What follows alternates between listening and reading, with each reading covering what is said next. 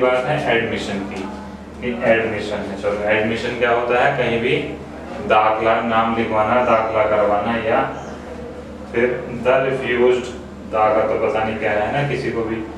Refused माने क्या होता है, मना कर देना, इनकार कर देना। याद रखेंगे शब्द, जो शब्द की मीनिंग में बताता हूँ वो लिखने हैं, कई बार बता चुका हूँ मैं, क्योंकि ये जो शब्द हैं हमें 4 नंबर का फायदा कराते हैं। कहाँ? जब क्वेश्चन नंबर 4 में एक टेबल आती है, लिस्ट ए और लिस्ट बी, तो वहाँ क्या होता है, वहाँ एक दूसरे के पर्यायवाची पूछे जाते हैं। तो रिफ्यूज्ड माने क्या होता है, मना कर देना। रिजेक्ट भी हो सकता है इसमें, है ना, रिजेक्ट कर दिया, इस तरह से याद रखेंगे। हेडमास्टर साहब ने मना कर दिया, द बॉय माने लड़के को एडमिशन लेने से। ठीक, तो सब्जेक्ट हम लाएंगे सबसे पहले द हेडमास्टर। हेडमास्टर साहब नहीं तो है, देखें जरा, admission the refused headmaster boy the. ठीक है, तो हेडमास्टर साहब लिखेंगे सबसे पहले हम द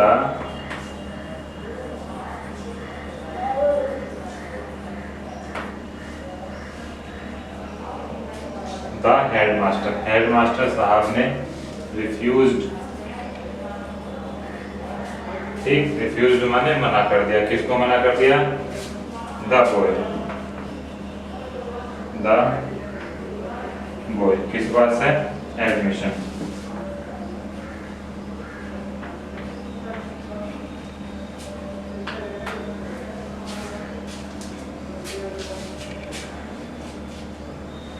समझ में आ गई?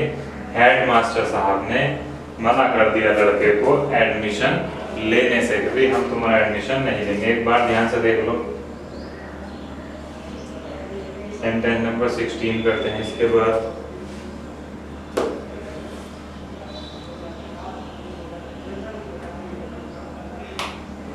देख लिया, चलो अब चलते हैं 16 की तरफ।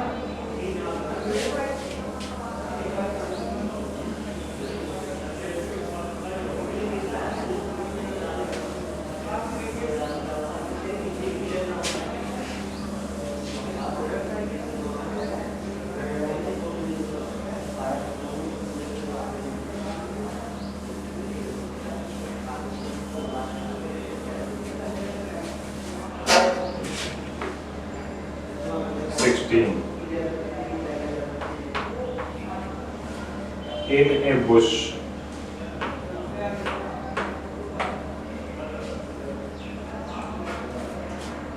a big snake,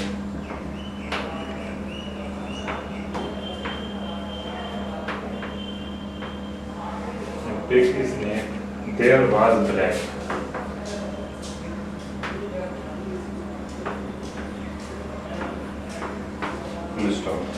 चलो देखो, इन ए बुश, बुश क्या होता है, जो झाड़ियाँ होती हैं छोटी छोटी या बड़ी बड़ी जैसे भी हों, बुश का मतलब होता है झाड़ी।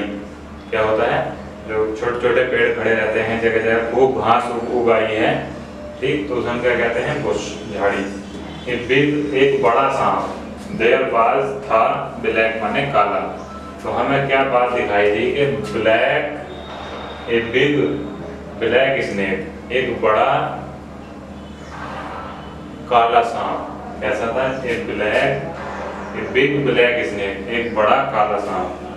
तो क्या करेंगे हम, और सबसे पहले इसमें दिया हुआ है फिर यहाँ देयर, तो ध्यान देंगे सब्जेक्ट अगर देयर के रूप में दिया हुआ है तो हम सबसे पहले देयर लगाते हैं।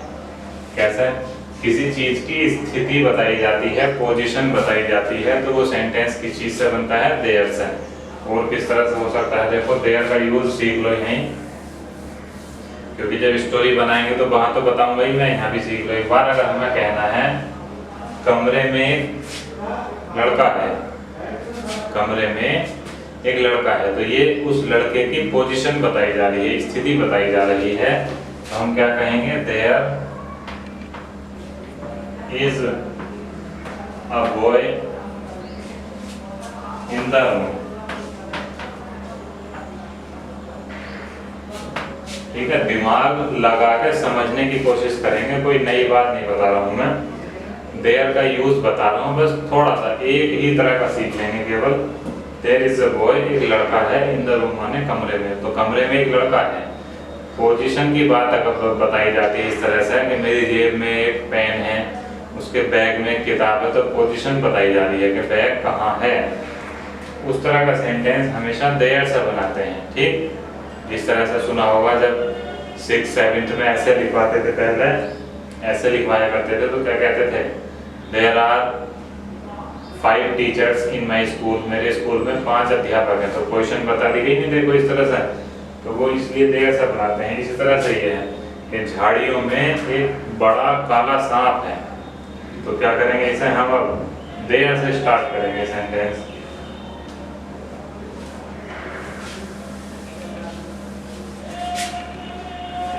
तो देयर वाज ए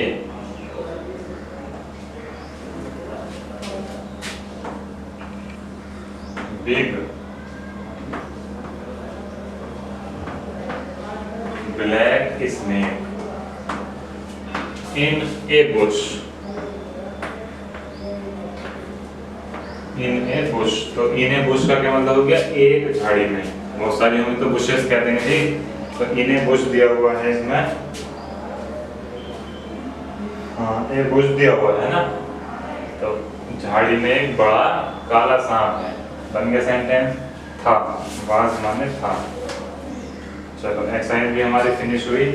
अब एक्सरसाइज नंबर 10 है, बड़ी मजेदार एक्सरसाइज है, इसे भी कराता हूँ मैं। ये देखो पहले एक बार, फिर इसे हटा दिया जाता है, एक हो गया। अब हेडिंग डालेंगे हम एक्सरसाइज नंबर 10। पेज नंबर तो ध्यान रहा होगा बिल्कुल।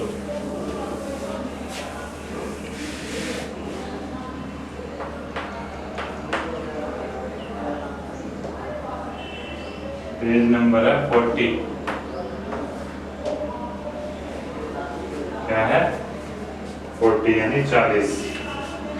याद रखेंगे सर, बार बार नहीं पूछेंगे, रिऑर्डरिंग टॉपिक हमारे यही है 38, 39, 40 पेज नंबर के आसपास। पहला सेंटेंस दिया हुआ है, इसमें कुछ अलग तरह के सेंटेंस हैं। पहला सेंटेंस देखो है कैसा, महात्मा गांधी, चलो महात्मा गांधी,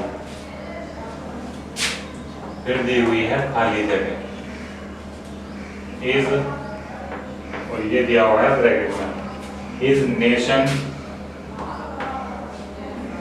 जिस तरह से है उसी तरह से लिख रहा हूं मैं एक बार, of father the gold the,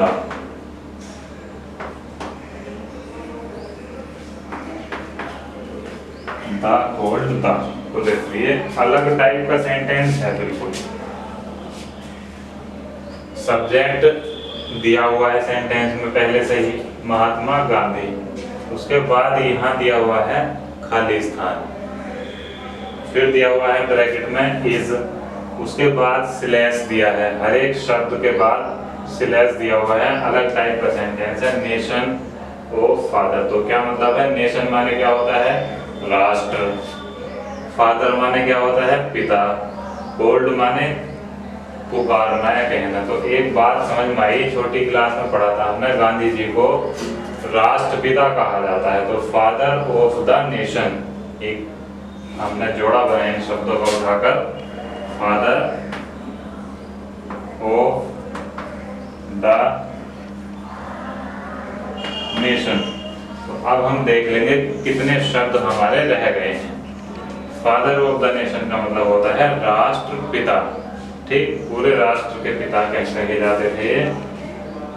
is के साथ हम मिलाएंगे गोल्ड, तो इज गोल्ड का मतलब क्या हुआ, कहे जाते हैं।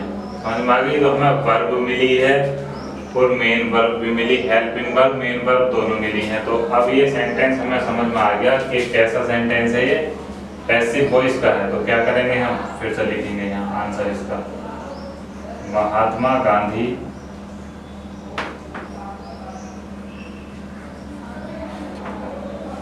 is called